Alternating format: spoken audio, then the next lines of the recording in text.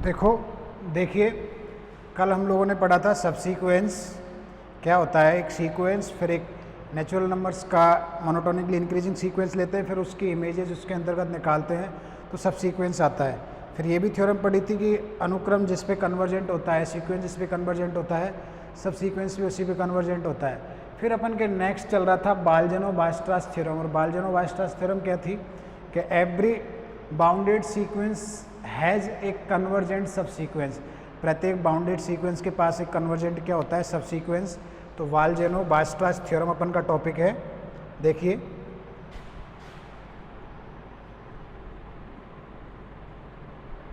बाल्ज़नो-वायरस्ट्रास theorem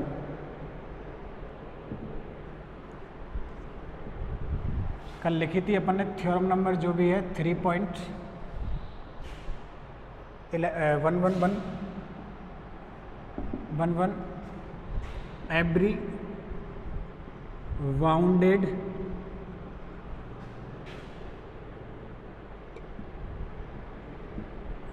sequence has a convergent subsequence. प्रत्येक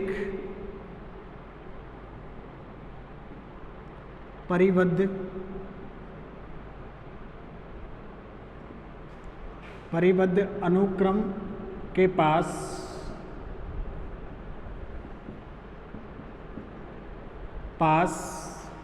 एक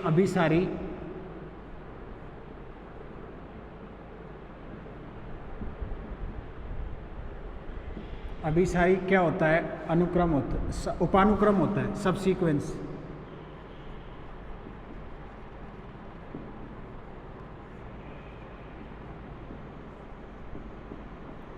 proof मान लेते हैं, माना xn कोई सीक्वेंस है, बाउंडेड सीक्वेंस है, माना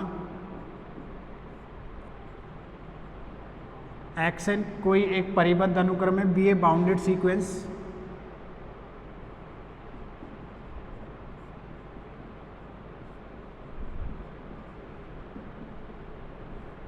परिबद्ध अनुक्रम में बाउंडेड सीक्वेंस।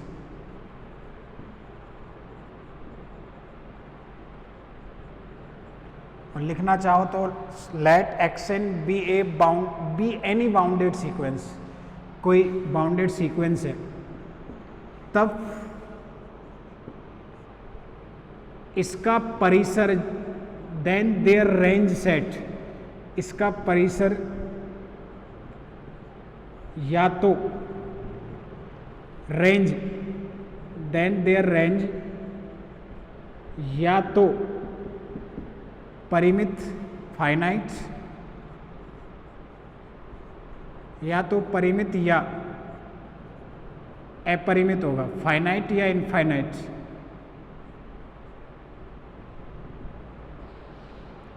फाइनाइट या अपरिमित, इनफाइनाइट होगा।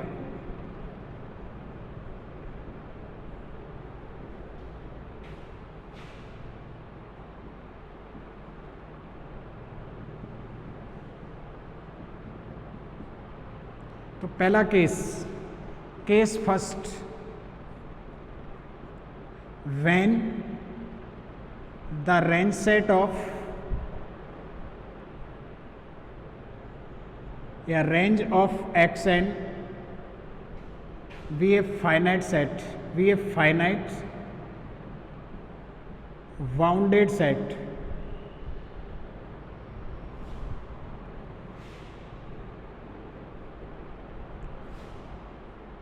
जब अनुक्रम xn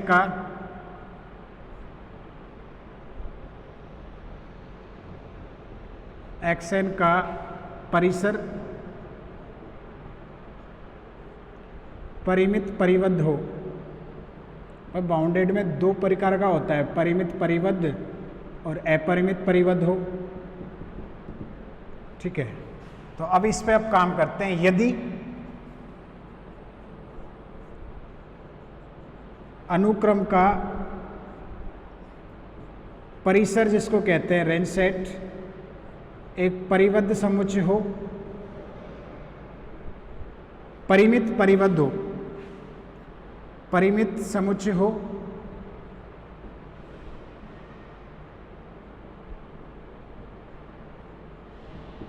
तब हम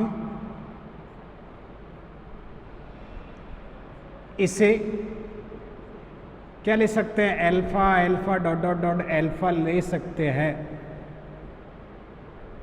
we can take easily alpha alpha alpha. ये परिमित क्यों है? एलिमेंट तो एक ही है लेकिन कितनी बार आ रहा है, इन्फानाइट टाइम, तो बाउंडेड भी है और क्या भी है, कन्वर्जेंट भी है। तो कन्वर्जेंट ये सीक्वेंस है, ये रेंज सेट है, तो इसके पास कन्वर्जेंट सीक्वेंस होगा कम टर्म्स को लेके। ये ज़्यादा का है उससे कम ले लो, सीक्वेंस हो जाएगा। तो ये ले सकते हैं, ये परिबद्ध भी है बाउंडेड भी है, तो एल्फा एल्फा एल्फा ले सकते हैं, जो कि जिसका सीमा बिंदु क्या है, जो कि या जिसका सीमा बिंदु कितना है, अल्फा है। अतः इसके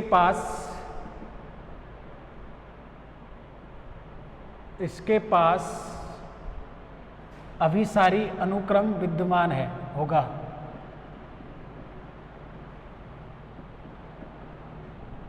पास अभिसारी अनुक्रम उपानुक्रम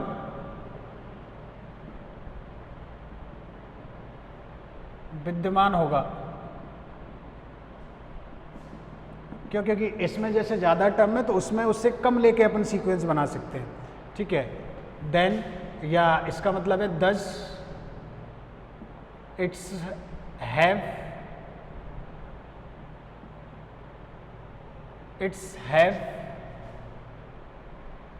ए कन्वर्जेंट सबसीक्वेंस। इट्स हैव एक कन्वर्जेंट क्या हो जाएगा आपके सबसीक्वेंस, यानी फाइनाइट के केस में हो गया। अब अपन सेकंड वाले केस पे चलते हैं, when the range of X N be a infinite bounded set. तो केस सेकंड,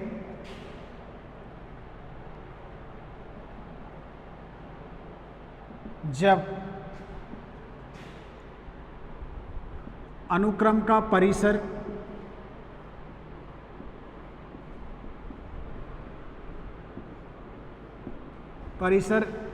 एक परिबद्ध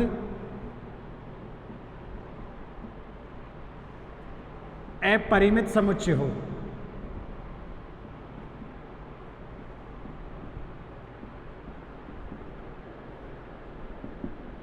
when इसमें लिखें, इसमें अपन ने फाइनाइट लिखा था, इसमें सिर्फ क्या आ जाएगा, infinite. When the range set of sequence V A infinite bounded set. Infinite bounded set की जगह क्या आ जाए, इनफाइनाइट बाउंडेड सेट। तो मान लेते हैं, माना एक्स एन अनुक्रम का परिसर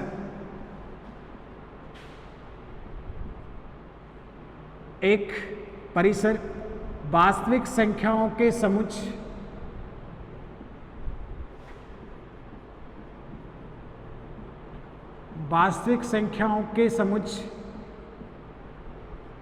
आर का कोई परिबद्ध अपरिमित समुच्चय,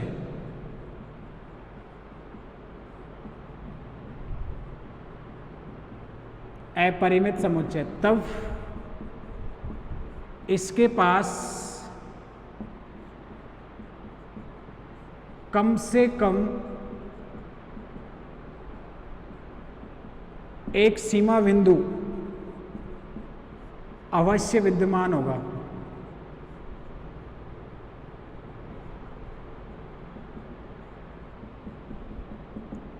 बाल्ज़नो-बास्टास theorem for set theory.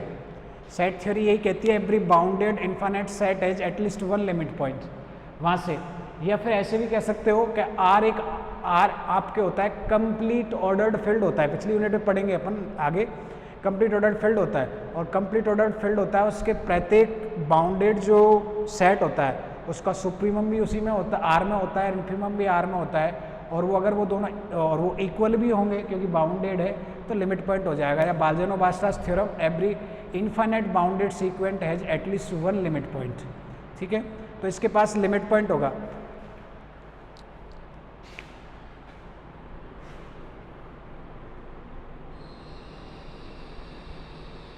Let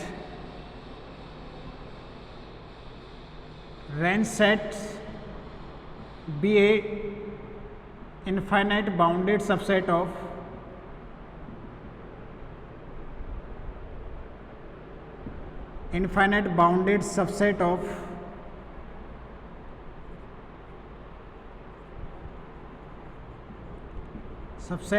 R, then it's have at least one limit point।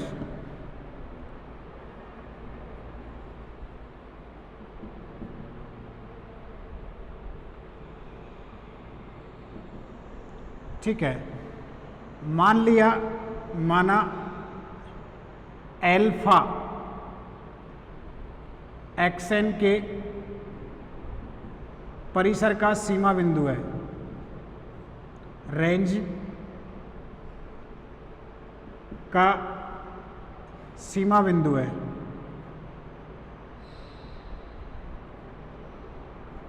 Limit point है।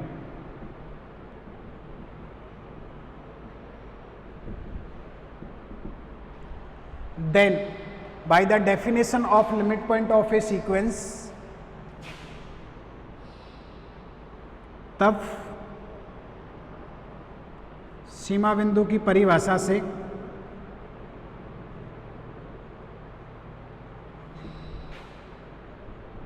हिंदी वाले हिंदी में देख लेना, इंग्लिश वाले इंग्लिश में देख लेना। परिभाषा से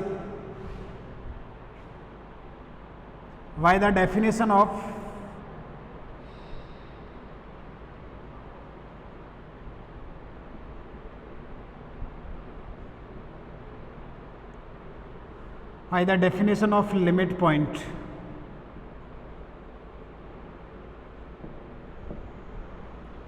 by the definition of क्या लिमिट पॉइंट क्या होगा? Every neighbourhood of alpha contains infinite members of sequence.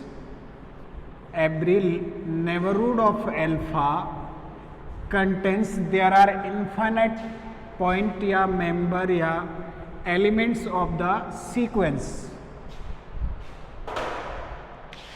तब परिभाषा से अल्फा का प्रत्येक प्रतिवेश में नेबरहुड जिसको कहते हैं अपन,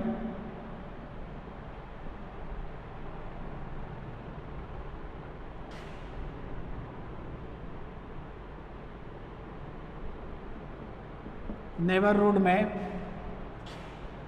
एक्सएन के इनफाइनाइट एलिमेंट्स, अनंत बिंदु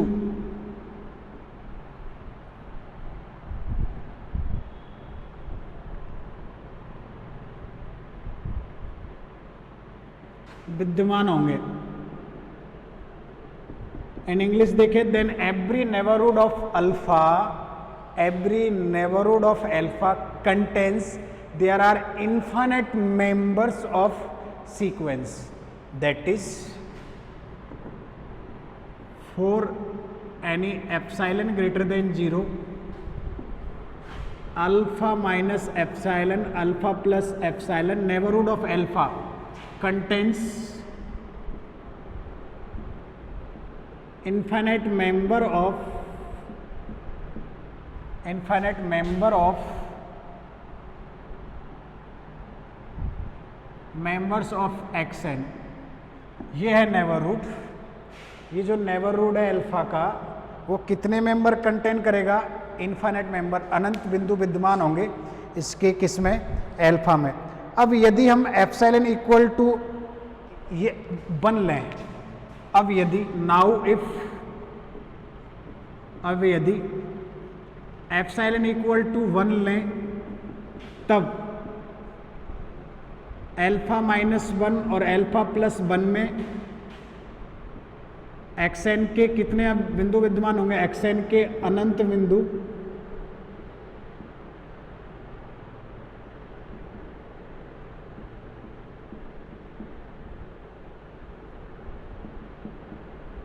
अनंत पद विद्यमान होंगे।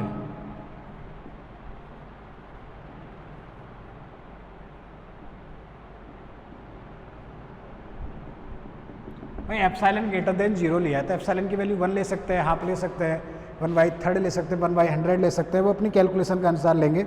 अनंत पद आविष्ट करेगा। तो माना इसमें कोई एक अवयव, अब माना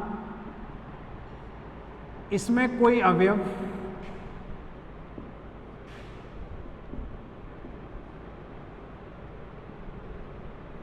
xb1, माना in which an element xb1 इसमें से कोई एक अवयव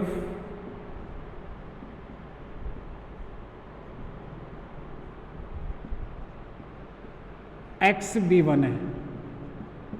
from above an element xb1, इसका कोई एलिमेंट ले लिया xb1।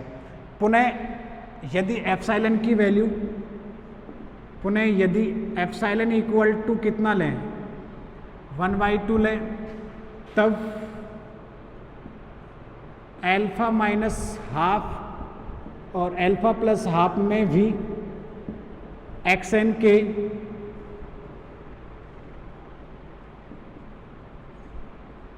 अनंत पद या अनंत बिंदु विद्यमान होंगे, तथा इसका कोई पॉइंट है xb2 इस प्रकार ले रखे, इसका कोई अवयव इस प्रकार चयन किया है, तथा इसका कोई अवयव क्या है?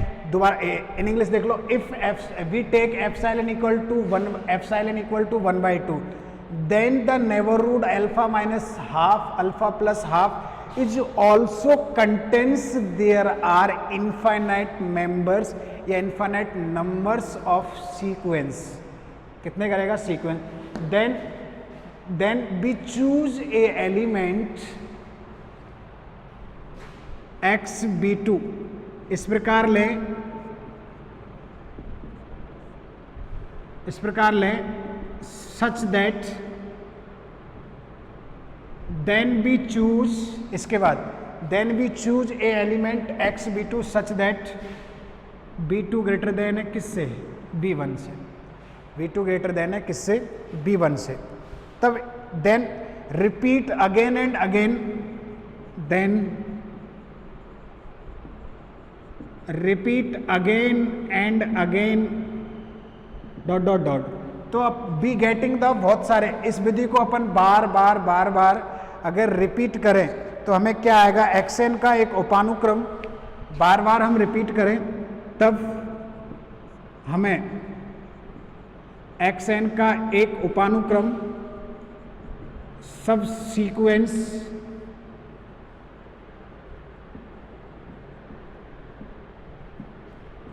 सीक्वेंस प्राप्त होगा इस प्रकार प्राप्त होगा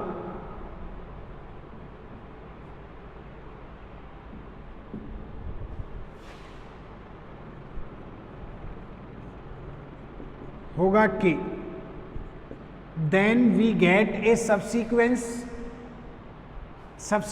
अब मैंने नाम नहीं दिया, लिख लेना xbk, subsequence of xn such that xbk minus alpha less than epsilon for all vk greater than या less than 1/k for all k belongs to n। कैसे? पहले वाला 1/2 से छोटा था, फिर 1 से छोटा था, तो डॉट डॉट डॉट k वा किससे छोटा हो जाएगा आपके 1/k से, और ये इसमें क्या करेगा, कंटेन करेगा। या इसको ऐसे लिख सकते हैं, ऐसे ना लिखो तो आप लोग ऐसे भी लिख सकते हो क्या, कि एक्स बी के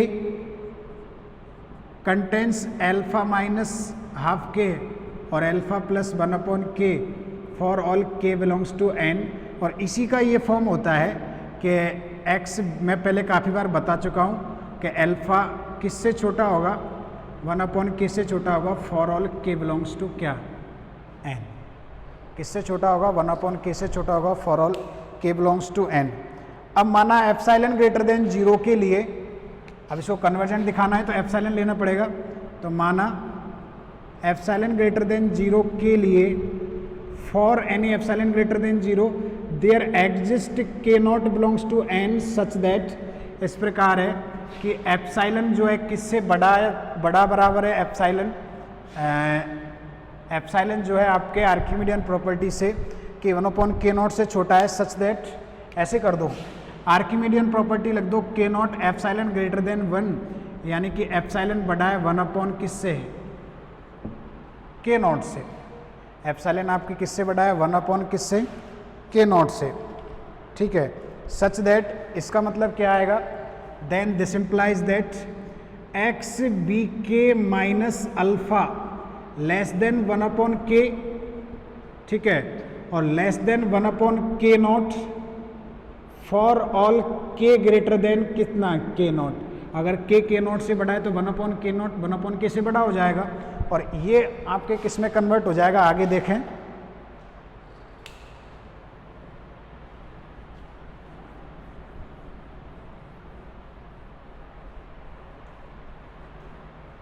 आगे देखें तो ये किस में कन्वर्ट हो जाएगा, x B K minus alpha less than epsilon for all k greater then क्या, k नॉट, क्योंकि एप्सिलॉन किससे बड़ा है, 1/k नॉट से बड़ा है। इसका मतलब क्या हो गया, एक्स एन वी के वी ए कन्वर्जेंट सब सीक्वेंस। इसका मतलब है ये एक कौन सा उपानुक्रम है, अभिसारी उपानुक्रम है।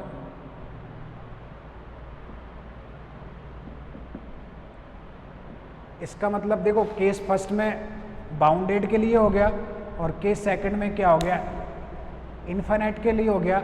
फलतः उपरोक्त अनुसार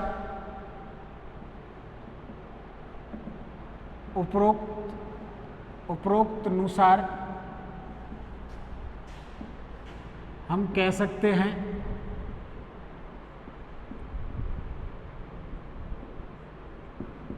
कि प्रत्येक परिबद्ध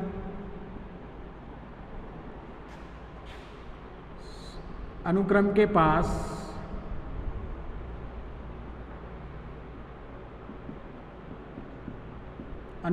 पास एक अभिसारी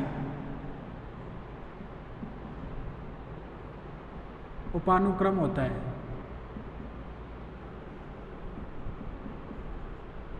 From above, consequently, from above we can say that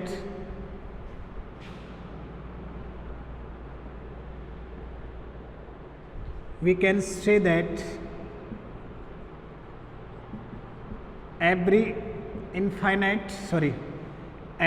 bounded sequence has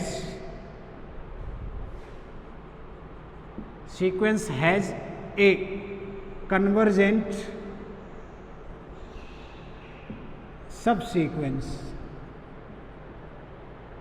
तो ये बाल्जेनो-वायस्टाच थ्योरम होगी फॉर सबसीक्वेंस के लिए। 3 जगह होती है, सेट में भी होती है, वहाँ पे लिमिट पॉइंट की बात करता है, सीक्वेंस में भी होती है, वहाँ पे भी लिमिट पॉइंट की बात करता है, और यहाँ सबसीक्वेंस में भी होती है, यहाँ पे कन्वर्जेंट सबसीक्वेंस की क्या करता है, बात करता है।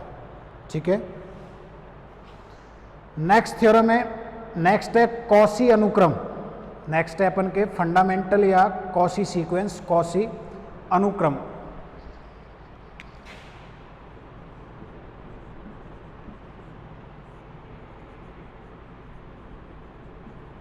कॉसी अनुक्रम या मूल अनुक्रम कहते हैं, मूल। कॉसी सीक्वेंस या फंडामेंटल सीक्वेंस, कॉसी अनुक्रम या मूल अनुक्रम। क्योंकि इसमें रूट की बात की जाती है।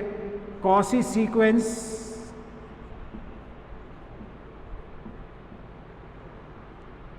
या फंडामेंटल सीक्वेंस, कॉसी सीक्वेंस या फिर क्या कहोगे, फंडामेंटल सीक्वेंस। डेफिनेशन लिखो।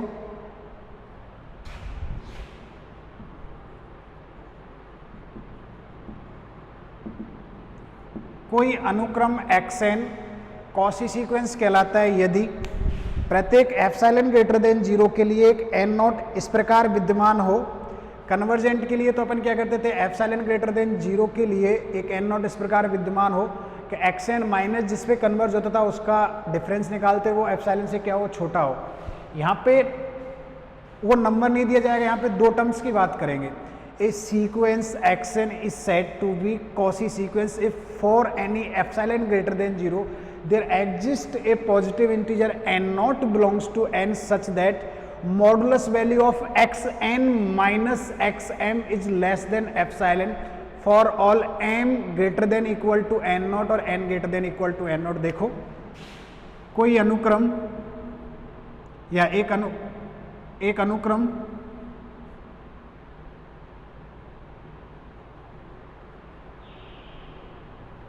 अनुक्रम xn कॉसी अनुक्रम कहलाता है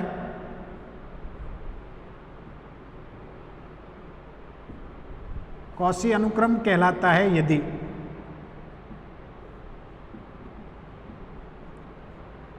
किसी एप्सिलॉन ग्रेटर देन 0 के लिए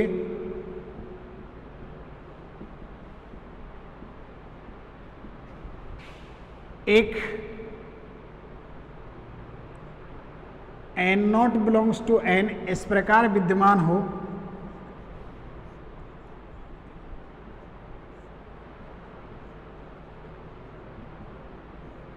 विद्यमान है कि xn minus xm less than epsilon for all m greater than equal to n not और n greater than equal to क्या हो, n नॉट। इन इंग्लिश देखें तो देखो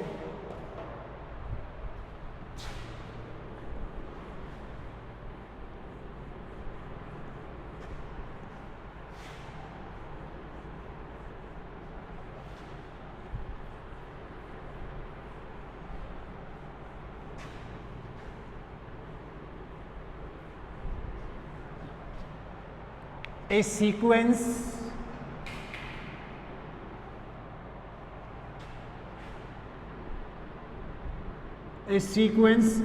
xn is said to be Cauchy sequence if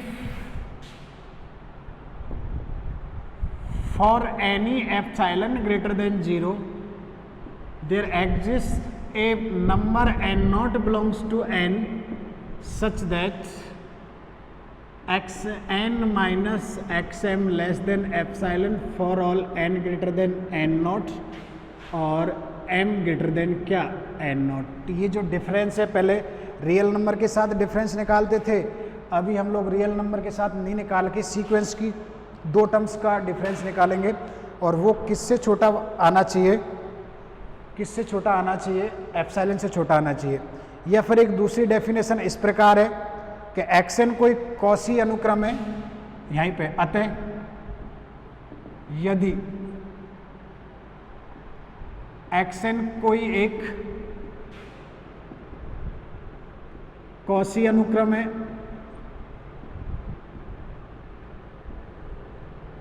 quasi sequence, if X N be a Cauchy sequence then, तब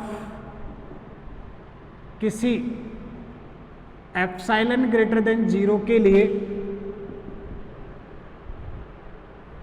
there exist N not belongs to N such that if xn be a Cauchy, does xn be a Cauchy sequence, then for any epsilon greater than 0 there exists n naught belongs to n such that xn plus p minus xn less than epsilon for all n greater than n naught and p belongs to n.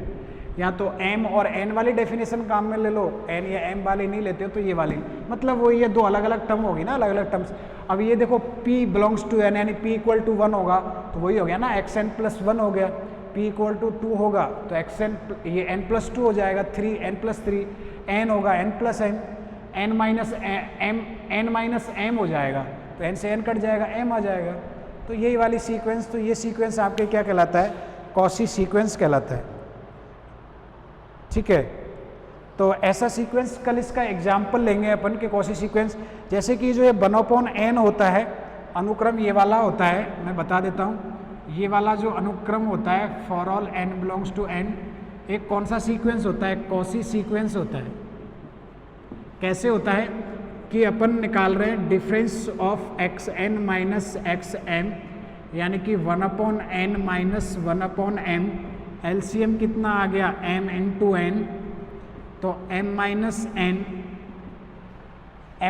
n जो है ये हमेशा किससे छोटा होगा, n minus m, mn की value तो हमेशा यही आएगी यदि का n ग्रेटर देन है किससे, m से, तो ये हमेशा किससे बराबर आएगा, बड़ा या बराबर आएगा.